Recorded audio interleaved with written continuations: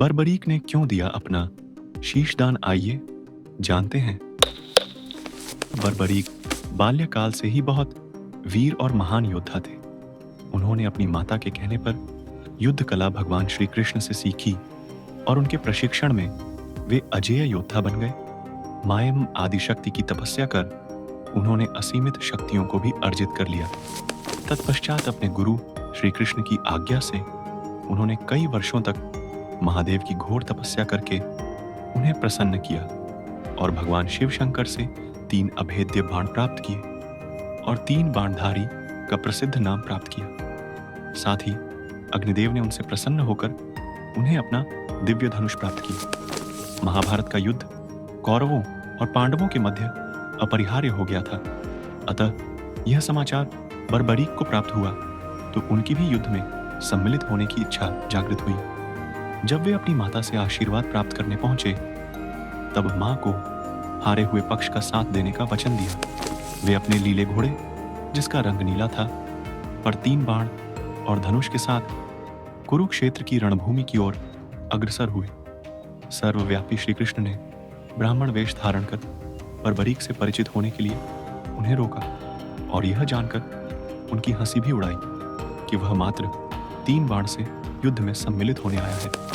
ऐसा सुनने पर बर्बरीक ने उत्तर दिया कि मात्र 1 बाण शत्रु सेना को परास्त करने के लिए पर्याप्त है और ऐसा करने के बाद बाण वापस तर्कस में ही आएगा। यदि तीनों बाणों को प्रयोग में लिया गया तो तीनों लोकों में हाहाकार मच जाएगा। इस पर श्री कृष्ण ने उन्हें चुनौती दी कि इस पीपल के पेड़ के सभी पत्रों को छेद कर दिखलाओ, जिसके नीचे दोनों खड़े थे। बर्बरीक ने चुनौती स्वीकार की और अपने तुनीर से एक बाण निकाला और ईश्वर को स्मरण कर बाण पेड़ के पत्तों की ओर चलाया। तीर ने क्षण भर में पेड़ के सभी पत्तों को भेद दिया और श्री कृष्ण के पैर के इर्द गिर्द चक्कर लगाने लगा, क्योंकि एक पत्ता उन्होंने अपने पैर के नीचे छुपा लिया था।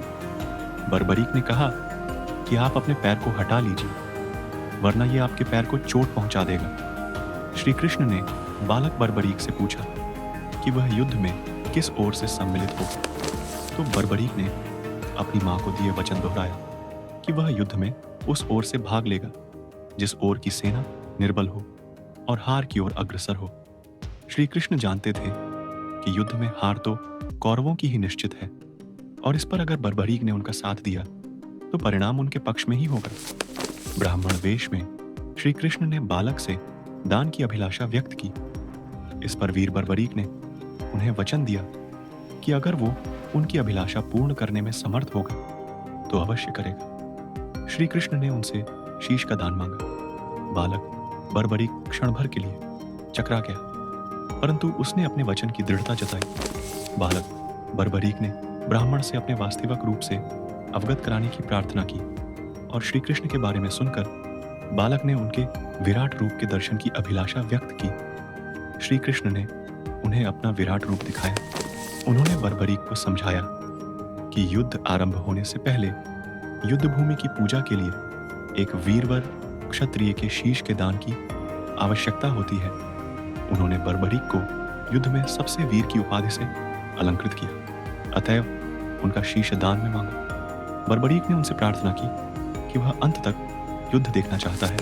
श्री कृष्ण ने उनकी यह बात स्वीकार कर ली। रात भर बर्बरीक ने अपने आराध्य भगवान शिव की पूजा अर्चना की और फाल्गुन माह की द्वादशी को स्नानादि से निवृत्त होकर पूजा अर्चना करने के पश्चात उन्होंने अपने शीश का दान दिया। उनका सिर युद्ध भूमि के समीप ही एक पहाड़ी पर सुशोभित किया गया, जहां से बर्बरीक संपूर्ण युद्ध का जायजा ले सकते थे। युद्ध की समाप्ति पर पांडवों में ही आपसी बहस होने लगी कि युद्ध में विजय का श्रेय किसको जाता है। इस पर श्री कृष्ण ने उन्हें सुझाव दिया कि बर्बरीक का शीश संपूर्ण युद्ध का साक्षी है, अतएव उससे बेहतर निर्णायक भला कौन हो सकता है।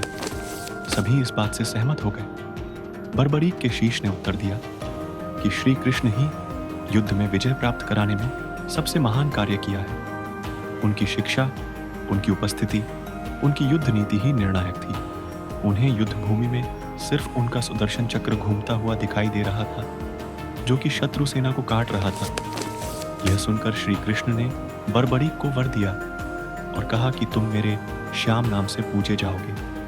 खाटू नामक ग्राम में प्रकट होने के कारण खाटू श्याम के नाम से प्रसिद्ध पाओगे और मेरी सभी 16 कलाएं तुम्हारे शीश में स्थापित होंगी और तुम मेरे ही प्रतिरूप बनकर पूजे जाओगे। अब ये सब जानकारी पुराणों से ली गई है। ऐसे ही और धार्मिक जानकारी और कहानियों के लिए सब्सक्राइब करें हमारे चैनल कहानी।